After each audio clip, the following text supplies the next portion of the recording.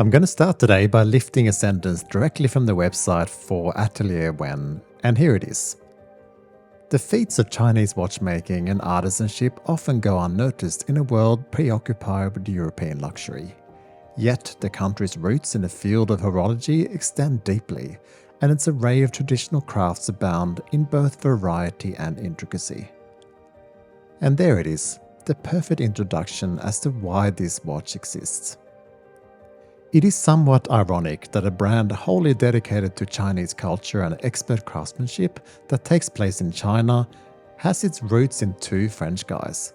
But admittedly, both of them have been highly immersed in Chinese culture through birth or constant visits, so you can't really argue cultural appropriation this time.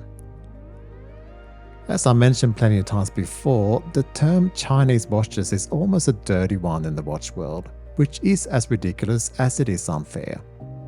China is the factory of the world and can build anything to specifications, and it's likely that the beautiful device you watch this video on is wholly made in China. This perception model is really something else, with a hand-turned guilloche dial, the kind of things you're more likely to see out of Germany or Switzerland, a brilliant custom-made bracelet, a curved silhouette inspired by Chinese pagodas, and so much more to discover today. There are seemingly endless little touches for me to get stuck in today, and I most definitely will. There are blue, rose gold and grey dials available to place deposits on right now, and all at relatively reasonable prices. But the one I borrowed from a friend today is a limited edition titanium model with a champagne coloured dial, which was made in conjunction with the Revolution watch magazine based in Singapore and is named Perception Come. Join me for a closer look at this highly unique watch.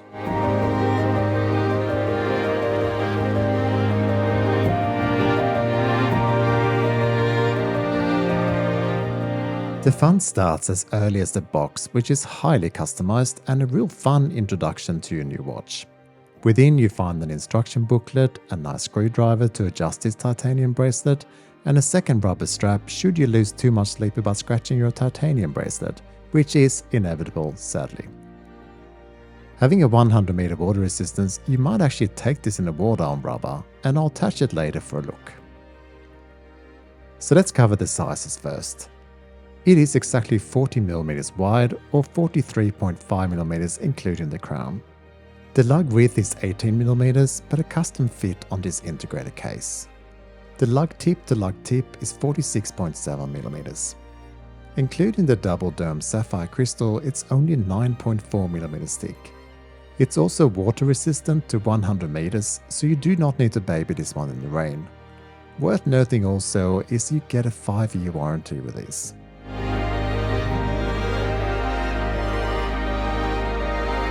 Getting closer to this intricate dial, there are reportedly only around 30 master craftsmen in the world left that can create these guilloche dials by hand, where each dial can take up to 30 hours to create. It's obviously not a cheap or quick way to do it, but the brand is impressively attempting to preserve these skills in a time where similar such patterns are often stamped or machine-made. I've handled a couple of very expensive such watches before from Germany, and what is interesting is that you can see the slight imperfections when you get really up close because they are handmade. Space for the logo and wordmark has been carved out rather than placed on top, and it really is a fascinating dial to inspect both close and from afar. The polished indices with a tip that is slightly angled to reflect the light holds the classic Chinese pattern applied to a separate ring around the dial that's recessed into the indices. This doesn't really act as a minute marker, but it sure looks cool. The hand-bent, rhodium-plated, leaf-shaped hands are applied with plenty of Superluminova BGW9, which I really like. Typically these dressy/fancy watches leave the lume off, but this one has it, and it looks pretty good. We'll come back for a look a bit later. The dial is as impressive in real life as it is in photographs, I'm happy to report.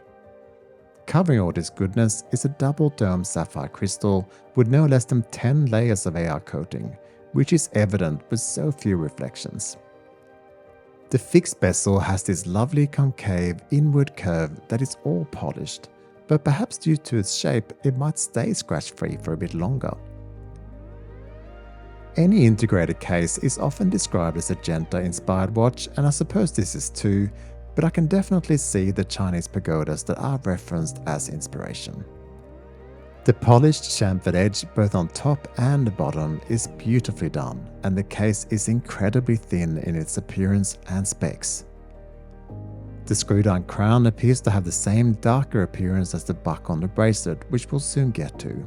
It's easy to manipulate, and it's a perfect size to me anyway.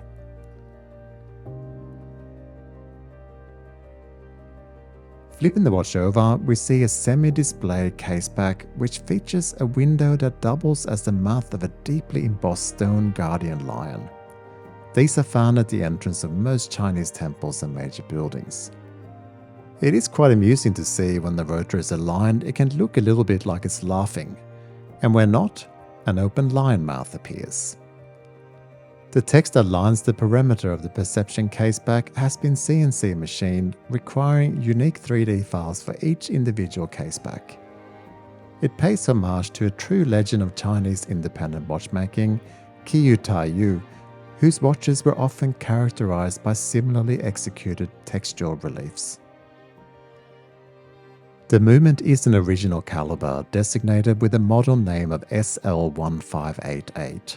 Supplied by Dandong Peacock's new factory, the movement has been heavily customized with modifications that include an extended power reserve of approximately 41 hours, tolerances of plus to minus 10 seconds, a tungsten rotor, and more.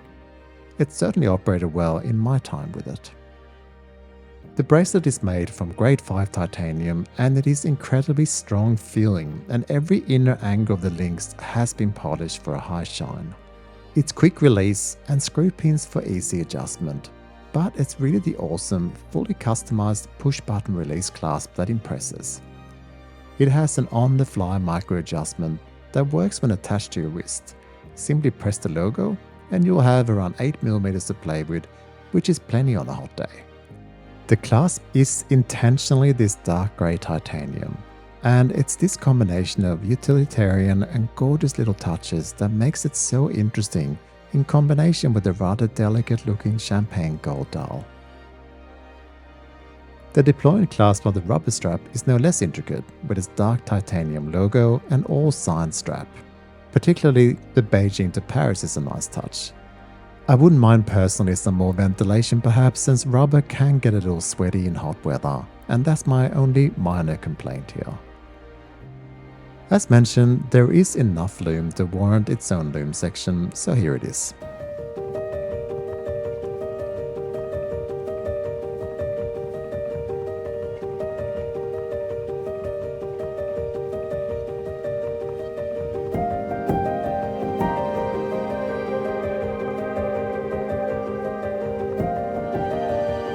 My friend John tends to pick up fun and interesting watches, and he really wanted a quality-made Chinese watch, and guess what? He found it.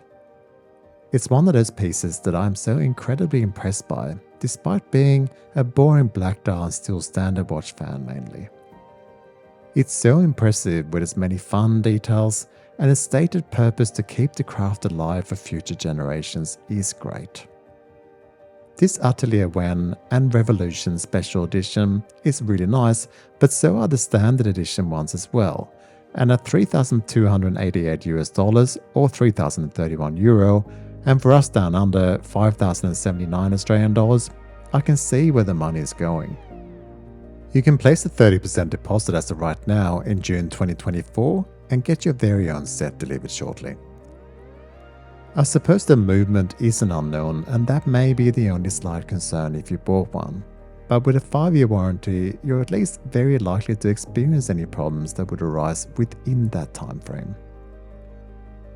So what do you think? I hope you agree with me that Atelier Wen deserves our respect, and I look forward to hearing from you in the comments below. Thank you for watching, and I'll catch you next time.